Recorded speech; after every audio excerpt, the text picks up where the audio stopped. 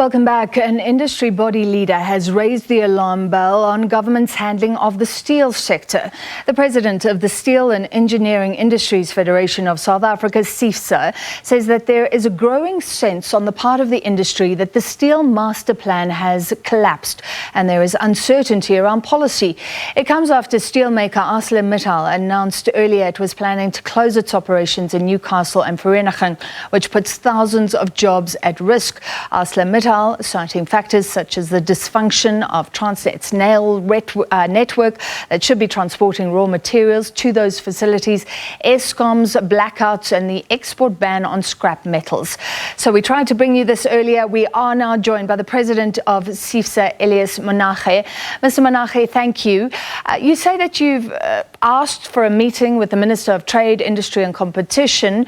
You represent a large part of the sector, so why would he not meet with you? Evening to you and to the viewers. I think let's put this thing in a context. I mean, the Steel and Engineering Industry Federation of South Africa is the longest established organization in the country or in the region. I mean, this year we celebrated 8 years of existence of this organization.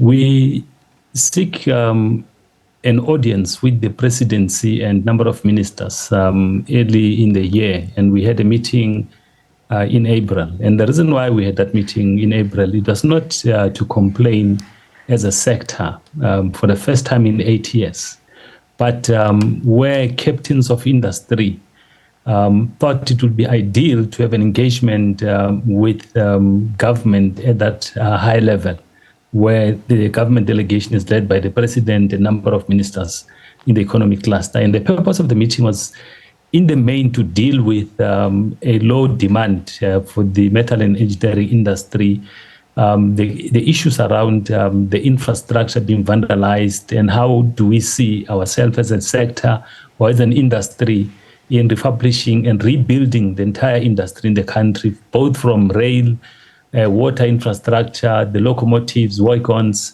and including even the transmission lines for Eskom, including even other components that in the main they will then consume the steel and related engineered products. And I'm saying that is the context that I'm basically saying. We had that meeting, we seek an audience with the presidency, and the meeting took place in April, and we then agreed on various work streams over and above what was happening in the master plans, the steel master plan. Because the reason why we took that view is because there was a lack of agency and expeditious processes from the Department of Trade and Competition. And at that meeting with the president in April, we agreed of having streams that we need then to look at the Transnet issues around the locomotives, the wagons, and plus the passenger rail in terms of moving people from A to B, and the water and sanitation, so that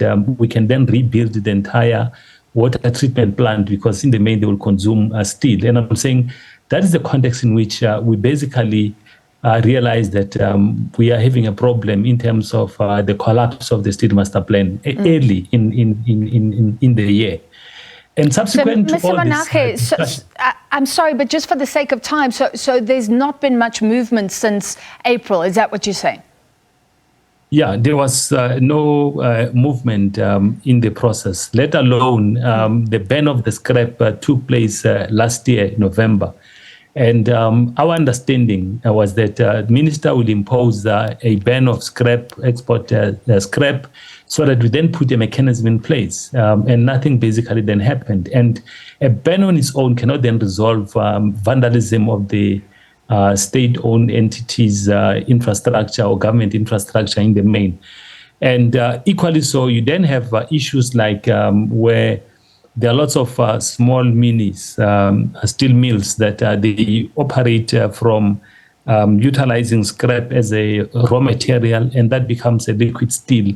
Is different from a metal steel that is originated from iron ore. And the reason why we're raising these two things, so that audience and the gallery can understand the difference. I mean, the iron ore in the main is then transported by the locomotives from Transnet. Now, in the absence of efficient and effective the locos, we then have a problem because you cannot then have reliable delivery of steel from the mining industry, whether it's Kumba and various other sources, to Arcelor Mittal, and therefore that will have a major impact to the steel industry. And the continuation of the ban, we've seen it again this year, where the minister issued an extension.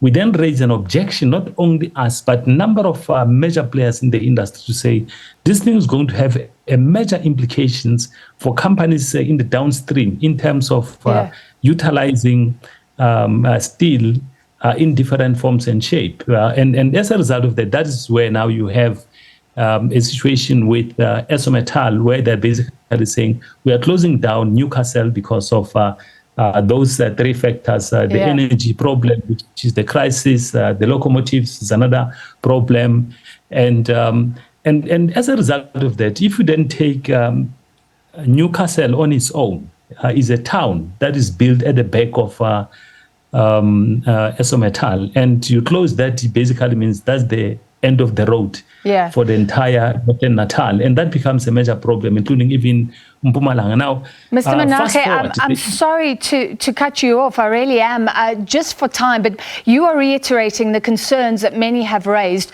and thank you for that explanation. We will follow and see if there is any movement. So SEIFSA is saying that there has been no movement in relation to its engagement with government since April, and government has not been responsive. And remember, the steel ban was laudable initially. It was to stop people melting down copper and steel stolen and then sending it out of the country, and it's not traceable, but saying that there's been huge implications there. President of the Steel and Engineering Industries Federation of SA, Elias Monage.